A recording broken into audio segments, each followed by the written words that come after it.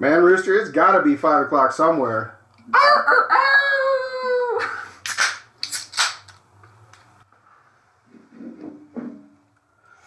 Hey everybody, welcome back to You Know. That show. I'm Rooster. I'm Bishop. And today we're going to talk about the legalization of cannabis in a couple of states and kind of just the current state of cannabis across the nation. So Grass is getting greener. Here we go. Yep. Exactly. So if you guys haven't heard, New York and New Mexico just legalized cannabis recreationally for their citizens and everything like that. And that makes, what was it, 17? 16, 17. 17, I think now, out of the 50 states. We're almost at 50%. Well, We're majority by proxy. You know, and that means that, you know, once we get to like 26 states, that's a majority of the country. Mm-hmm. And so the government itself actually has to start looking at what the majority is, right? Kind of like the way we pass laws. That right? makes sense. Okay. So, for all of you who don't know, I mean, recreational marijuana has been a fairly new thing in the country. I'm sure you all know. I'm sure you're aware. But the states that have already had it, you know, in the beginning there was a lot of uproar and opposition. People said, "Oh, this is going to create more crime, and this is going to create this and that," and it really hasn't. Statistically, it hasn't shown. Yeah. In fact, tax revenues have gone through the roof for these states, including ours. Right. Education is booming.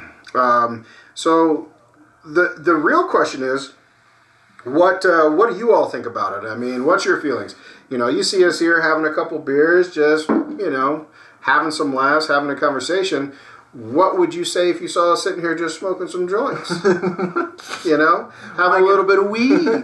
Right. But the point is that it's a personal preference. And so in that fact, again, that conversation happens within families, friendship groups, things of that nature, you know, societies and infrastructures of what that looks like. Mm-hmm. You know, we were talking about, look at Oregon. Oregon decriminalized everything. Yeah, for real. Took fucking everything out of the books. That's a salad bar that's open to everybody. I mean, what the hell's going on up there? But their driving directive changed to where they want to put more towards rehabilitation Exactly. and identification of habitual users. Yeah, because now they can tax that stuff and then use that revenue to benefit those people and stuff. And we've had that conversation of how many times is too many, right? So let's say you have a problem, right? But the state allows for, you know, let's say 1 or 2 times in the rehab. Like, hey, here's your free ticket. Here's your free rehab. But how many times is too many? Yeah. You know, and that's a real discussion, because how do you turn around and justify being habitual? Right? Let's say you're 3-4 times deep. Yeah. At what point do you have to take personal accountability? Exactly. Yeah. You know, most people that I know that enjoy marijuana or in their spare time, you would never know. You would have no idea. I mean, I know people, consummate professionals, that you wouldn't know smoke more than Snoop. Really? I mean, they just get down dirty. But you would never know. And so, but then I also know people that, you know, can't smoke a joint. Yeah, exactly. You know, it affects everybody differently. Yep, exactly. When we sit down and we have a drink, you know, that has an effect on us. Mm-hmm. You know, chemically, it does more to our bodies than marijuana. Than marijuana does, yeah, exactly. Yeah, it has less impacts and leaves less traces. And I mean, look at this. I mean, they say this is a cleaner version of cigarettes. Right. Do we believe that? You're still putting shit in your body. Exactly, right? It's like, technically, all you should be inhaling is air, so either way, it's not the best for you. And depending on what state you're in, you could be still dying from that. So, I don't know about your air quality where you're at, but you might want to check that. But it's interesting news, right? Like, what are we really looking at here? I think that as a business, it's booming. Oh yeah, it's booming. Yeah, and now they're talking about, you know, this whole social equity thing with it. Now that the industry's starting to boom and trying to incorporate more minorities and impoverished groups who had to deal with it more severely during the Prohibition, and try to get them more incorporated into the ownership aspect and that type of stuff. But we've talked about the type of problems that can Yeah, you know, inherently bring. and what I see in that, and the biggest problem with that is that you may have somebody that is in a classification for an impoverished or underprivileged that gets a special qualification or grant monies to go in and do that. But the reality is that to sustain a business, especially a startup business, because the majority of startup businesses fail within 2 years, right? Yep. Statistically, it's there. Yeah, right? what is it, like 90% or something? It's high. It's really high. I mean, I think it's more. I think it's higher on the 90 percentile for the first year. You get past the first year, it drops. Yeah. But you still have a really high failure rate. Yeah. And so what happens when you start to fail and you run out of capital? What do? You've already used the money that was given to you by a special program. You can't ask for seconds. Yeah. So what do? You ask an outside investor. Yep. And statistically, in this country, more investment groups or private individuals are Caucasian. So you may still have somebody that is, in a minority or impoverished section. Yeah. Right? But they're still getting their resources. From, an outside a silent partner that may be a Caucasian investor or a group of investors. And so that whole aspect of, well, we need to make sure that more of these people take advantage so it's an equal share equity program. Yeah. That doesn't play out real well in my mind. They're just going to work around it anyway. But I guess that's the whole point, right, is to try to put these minority groups in positions of power so that years down the road, they can become these investors. Absolutely, other groups and it happens every day. It happens every day, and a lot of that. And we talked about that.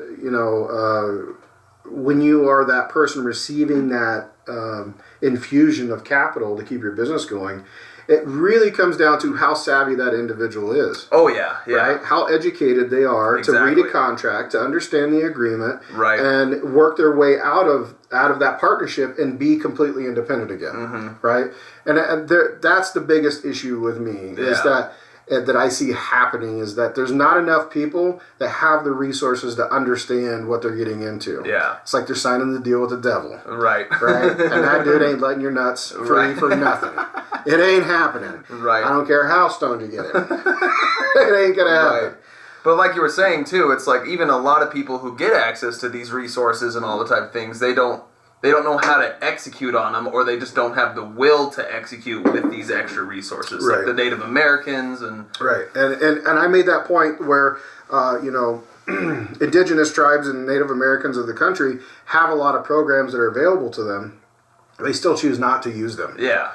Right, and so that brings up this really weird conversation of, so we're creating another group, right? We're creating another opportunity that a lot of people are going to see as not successful because of the lack of participation of the available participants. Yeah. Right? Right. That's a crazy double-headed snake. For real though, yeah. Right? Like it's just chasing itself the entire time. Right. So I think it's a really slippery slope we have to watch on this one. Yeah, and then that's where you break into different cultures and how people are raised to pursue opportunities or what they perceive as valuable. It's clearly these people or specifically the Native Americans case, clearly it's not very valuable for them to try to pursue these opportunities in their culture. So. And I think and I use that group, and I don't mean to offend anybody of those cultures, but I think over the last 20 years we've seen a huge difference, a huge change in the way those resources are being used and navigated, because there is a big movement now of Native Americans and indigenous people here to the United States, North America, that are becoming much more successful, becoming much more integrated into corporate life and becoming successful and creating opportunity for others. And when we talk about legalization of marijuana, you're also talking about it's hard to really compare it to another business, but let's say let's use somebody that wants to do a clothing line, right? Everybody, we know a lot of people that want to say, I'm going to create shoes or hats or a whole clothing line. Well, that's competitive. Oh yeah. Right? The people, if we use the same example in the marijuana industry, look how many, we live in a state where there are hundreds, thousands of dispensaries. One on every corner. So I think we're only second to California. Yeah. Right? And but they all have this little niche business, right? Like they want to say they're different because of these things. It's a lot like Nike and Adidas, right? Different brands, right? Different niches. And so being able to distinguish yourself and push yourself through those is all about education, right? And creating opportunity, creating product value.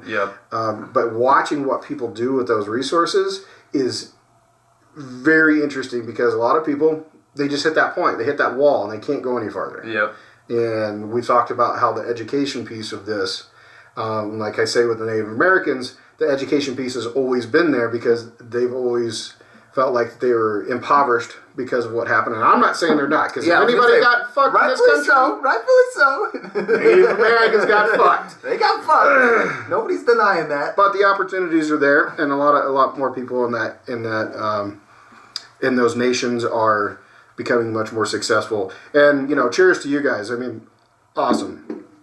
But the marijuana industry, and watching this, you're taking people that have normal everyday lives that may be really good gardeners. Let's just break it down, right? And then you may have somebody that is a really good businessman, right? They've owned or ran a small business or managed a small business, and then you put those two heads together, and then they create a company and they create a product line, and they grow and they grow and they grow. But we're going to create a special identification for impoverished or underprivileged people. We got to watch that real close. Right. Once you start getting into there, it's like the whole point, and Democrats talking about and everything, is trying to create unity and bring everyone together. But they're literally creating segregation by segregating these groups into certain groups that get these benefits. And it's like, we're not disagreeing that some of these groups deserve, more positive traction and that type of thing. But it's like, at the same time, all you're doing is proving that, or trying to shove down people's throats that there's a divide. Yeah, they're propagating a divide. Yeah, exactly. Right? At what point do we say, this is the reason why these conversations keep coming up? Exactly. Right? And I every time we get into this, we start talking about, the racist aspect or division between races and things like that.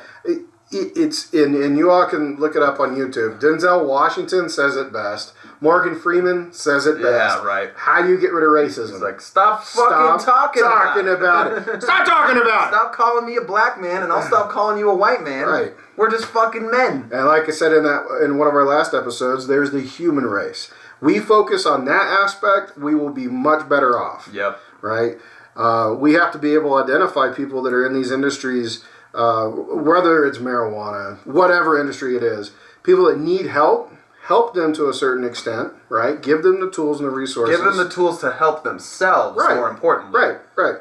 And then let the cards fall where they may. Yeah. Right? Exactly. We can't, I have a hard time creating another whole group of people, or identifying another whole group of individuals that we have to give special attention to because somebody got their feelings hurt. Somebody feels like they're underprivileged. Right. Look at the people that have literally come from nothing, become multi-billionaires. Right. Of all fucking colors and creeds, it's like... Right.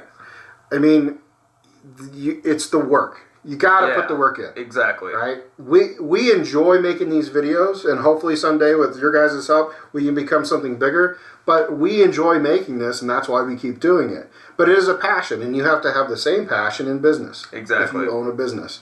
So you have to learn the tools and things of that nature. So it's going to be crazy, man. The grass is going to get greener. There's going to be a lot more of it. Yeah, no, this next 10 years is going to be a crazy explosion. It's supposed to be at like a $34 billion industry by like 2024. 300 billion? Jesus Christ. 300 Holy shit. billion. God damn. That's with the B. Holy and that's an extra zero on what you were thinking. Holy shit. Jesus.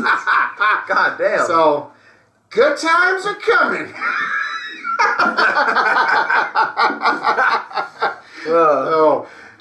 If we gotta go, so if the next round's not on you, we'll see you next time. Cheers. Yep, have a good one. That does it for today's video, guys. Thanks for watching. Be sure to leave a like and subscribe to that show.